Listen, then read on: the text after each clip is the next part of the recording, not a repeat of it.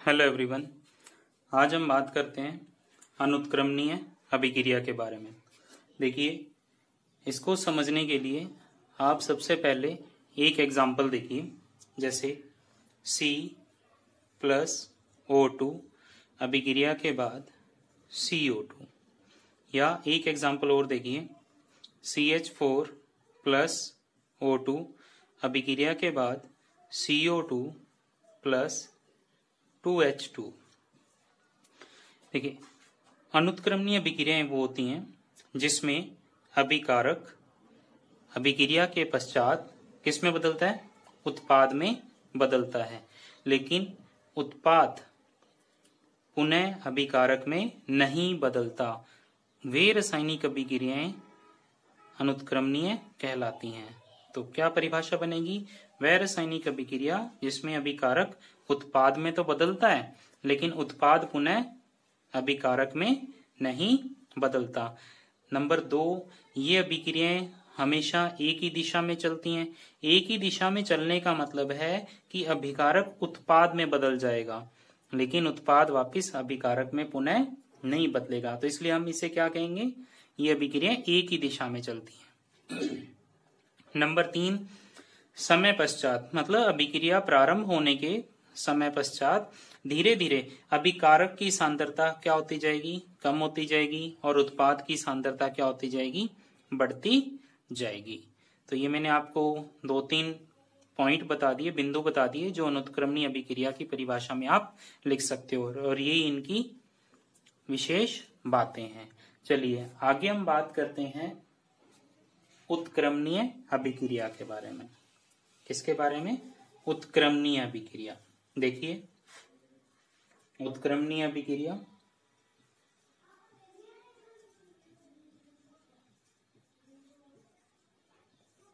उत्क्रमणीय अभिक्रिया का उदाहरण देखिए, जैसे हमने पहले भी बात की थी कि N2+3H2 अभिक्रिया Fe की उपस्थिति में 2NH3। अब देखिए, अभिकारक उत्पाद, तो उत्क्रमणीय अभिक्रिया में क्या होता है? अभिकारक उत्पाद में बदलते हैं और उत्पाद पुनः अभिकारक में बदलते हैं। मतलब ये अभिक्रियाएं, देखिए तीर का निशान कैसे लगाया हमने एरो का, ऐसे और इस तरफ भी। इसका मतलब ये अभिक्रियाएं दोनों दिशाओं में चलती हैं। नंबर 3, ये कभी भी पूर्ण नहीं होती। पूर्ण कैसे नहीं होती? क्योंकि अभिकारक उत्पाद में बदलते रहेंगे और उत्पाद पुनः अभिकारक में बदलते रहेंगे, तो ये अभिक्रिया कभी भी पूर्ण नहीं होती। और आप और लिखना चाहो, इसमें अभिकारकों की सांद्रता कभी भी शून्य नहीं होती, क्योंकि अभिकारक जैसे जैसे उत्पाद में बदलेंगे तो उत्पाद पुनः अभिकारक में बदलते रहेंगे।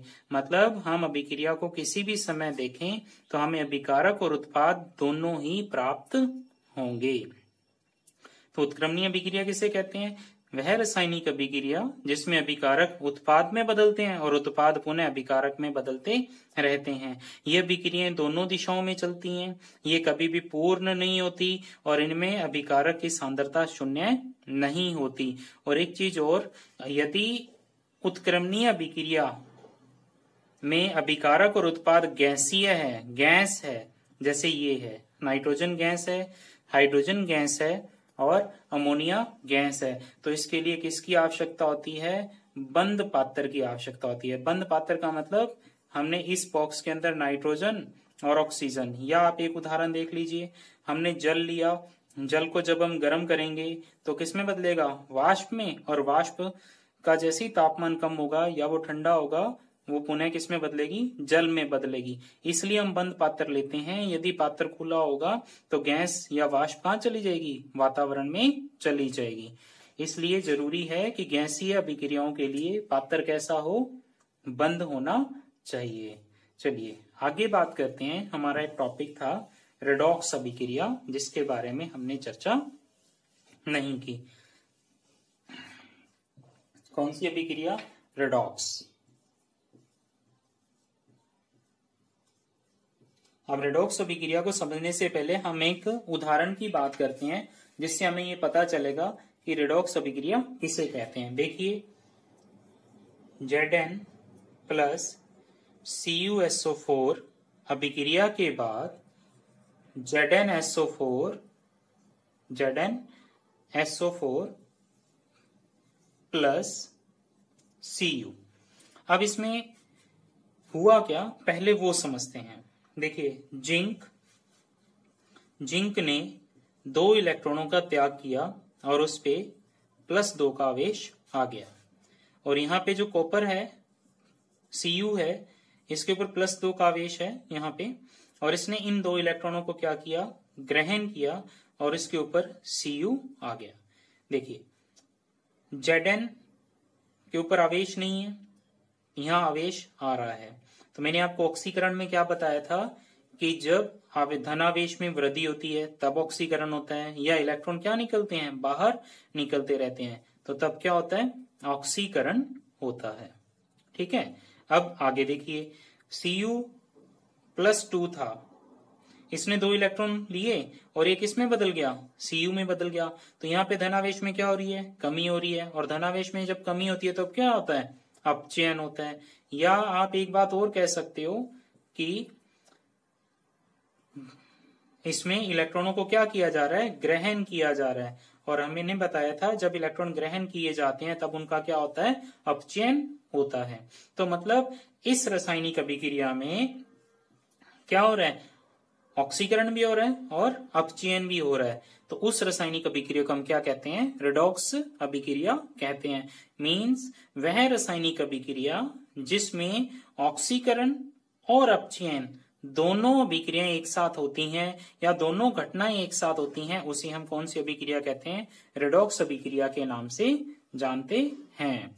उदाहरण आपको समझ आ गया होगा, Zn ने 2 इलेक्ट्रॉनों का त्याग किया, उसका ऑक्सीकरण हो गया, Cu+2 ने 2 इलेक्ट्रॉनों ग्रहण किए, उसका क्या हो गया, अपचयन हो गया। तो वह रासायनिक अभिक्रिया जिसमें ऑक्सीकरण और अपचयन दोनों अभिक्रियाएं संपन्न होती हैं, उसे हम क्या कहते हैं, कौन सी अभिक्रिया कहते हैं, रेडॉक्स अभिक्रिया। चलिए अब हम बात करते हैं आगे उदासीनीकरण अभिक्रिया के बारे में। किसके बारे में, उदासीनीकरण अभिक्रिया। देखिए,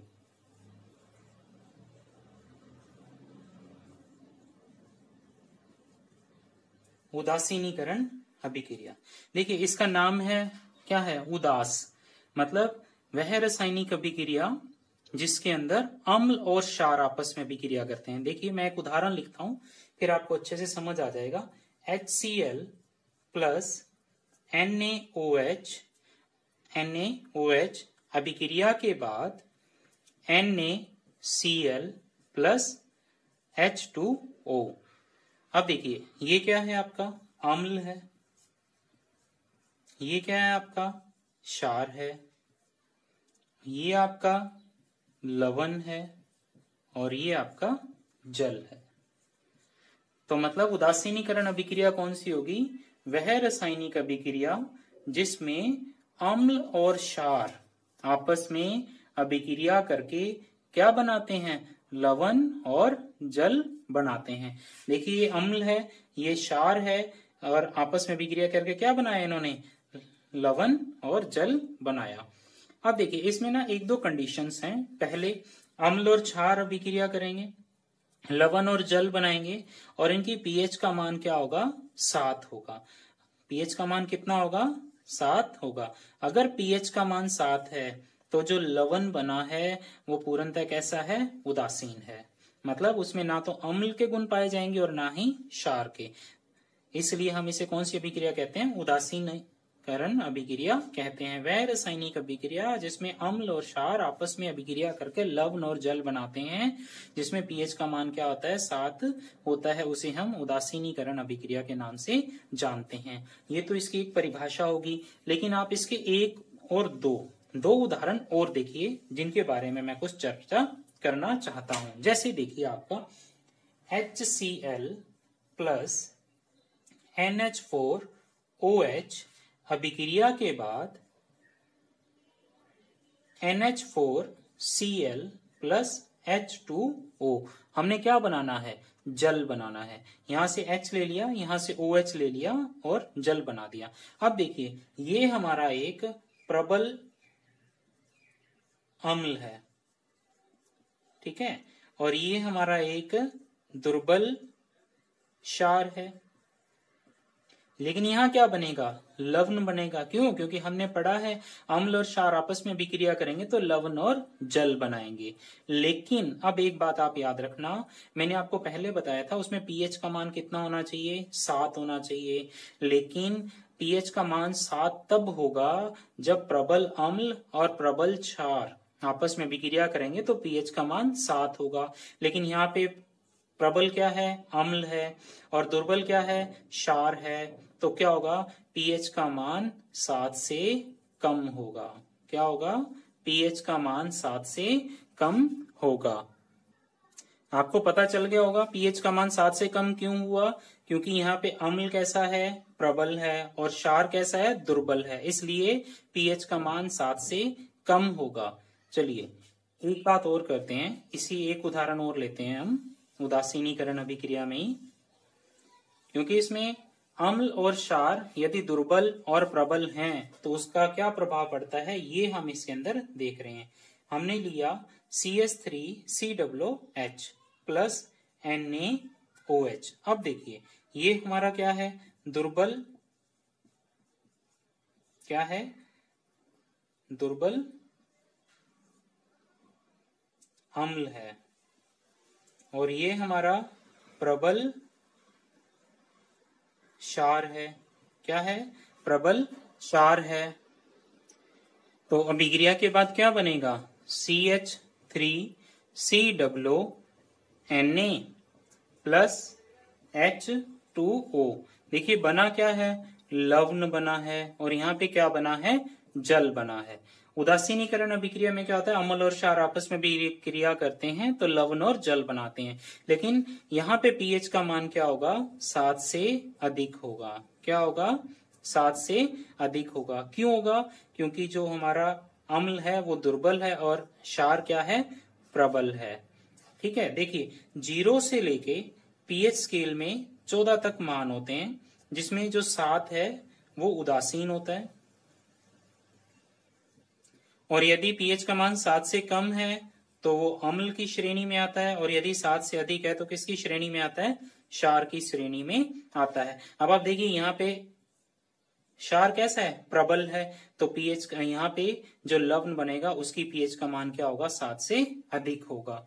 ये उदासीनीकरण की तीनों समीकरणें आपने याद करनी है, क्योंकि पेपर में आपसे पूछ सकता है यदि दुर्बल अम्ल प्रबल क्षार के साथ अभिक्रिया करेगा तो पीएच का मान कितना होगा, और एक उदाहरण देके समझाइए। या प्रबल अम्ल दुर्बल क्षार के साथ अभिक्रिया करेगा तो पीएच का मान कितना होगा, 7 से अधिक होगा या कम होगा, एक उदाहरण देकर समझाइए।